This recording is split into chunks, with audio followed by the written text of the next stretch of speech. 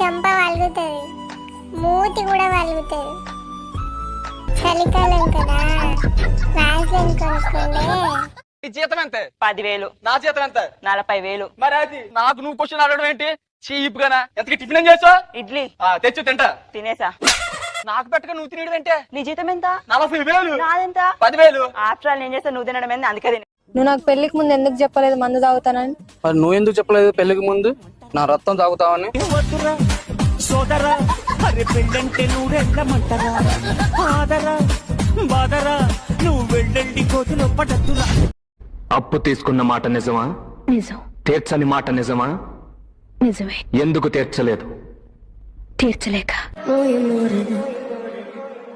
తీర్చలేనని తెలిసి ఎందుకు అప్పు చేశావు? తీర్చలేనని తెలియక. బుజ్జి, నా జీవితం 10 పైసల నుంచి స్టార్ట్ అయింది, ఇలా 10 లక్షల వరకు వచ్చింది. అందులో నాకు కూడా మాట ఉంది.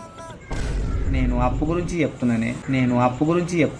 అదైతే నాకు సంబంధం లేదు. కారం పొడే ఏ కారం పొడి ఇక్కడ దా.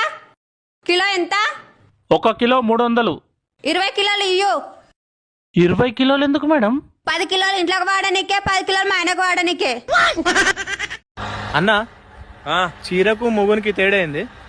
చీరను ఉతికిన తర్వాత కట్టుకుంటారు, మొగుణ్ణి కట్టుకున్న తర్వాత ఉతుకుతారు.